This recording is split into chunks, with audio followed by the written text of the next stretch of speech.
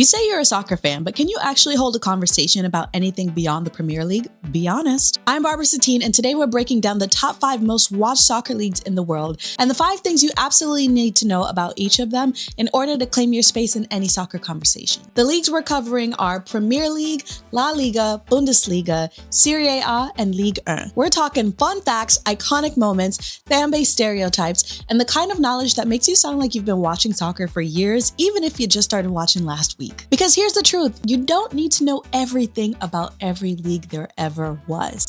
But if you know these 25 things, it's kind of the cheat code to confident soccer fan life. So let's get into it. We're going to start with the league that everyone talks about, Premier League. It's England's top flight and the most watched soccer league in the world. Number 1, the Premier League is known for having a big 6. That's Man United, Liverpool, Arsenal, Chelsea, Tottenham, and Manchester City. Ironically, most of the big 6 hasn't been big at all. I'd say Liverpool and Manchester City have been dominating in recent years, and the rest, they're living off of legacy and very expensive mistakes. Number 2, Leicester City pulled off the impossible. In 2016, they won the Premier League, and that's like your local rec team beating the dream team. It's probably never going to happen again. Number 3, prior to 2020, pretty much no winter breaks existed for Premier League players. Yes, they actually played through Christmas and New Year's like absolute maniacs. I respect the hustle, but we definitely question the logic. I've got 2 more Premier League facts coming up, but if you already watch soccer, I do want to know in the comments below,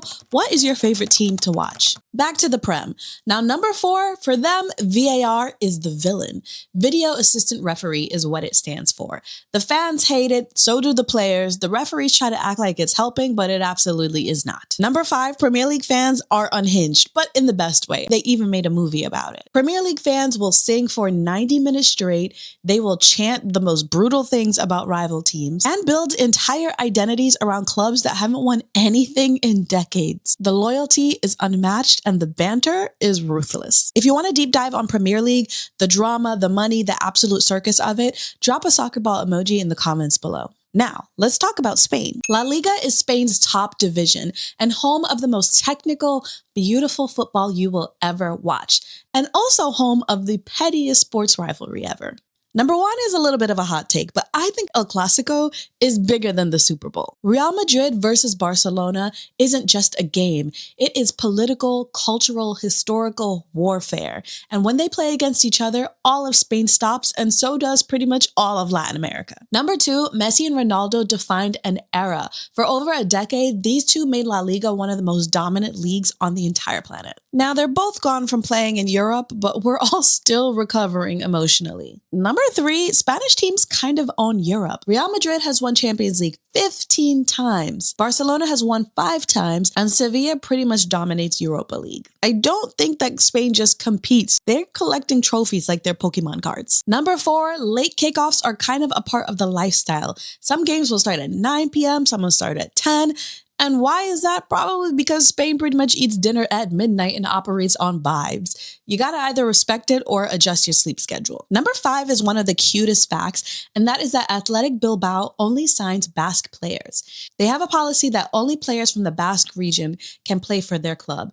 And while that's wildly limiting, it's also wildly romantic. Now, I don't know if they're ever gonna win the league, but I will say that their loyalty to the area that they're all from is just chef's kiss. If you want me to break down more of La Liga, the drama, the tactics, why Barcelona is somehow always broke, leave a Spain flag emoji in the comments below. Moving on to my favorite league and the best league in the world, Bundesliga. It's the most fan-friendly, community-driven, passionately loud league in the world. Yes, I'm biased, so sue me. Number 1, you gotta know Bayern Munich wins everything. There was once a point where we won 11 titles in a row, and then we lost to Leverkusen, but then we got the chip back. It might be a little predictable, but no, it's not boring. Dominance is everything, and so is winning. Number 2, the 50+1 rule keeps clubs fan-owned.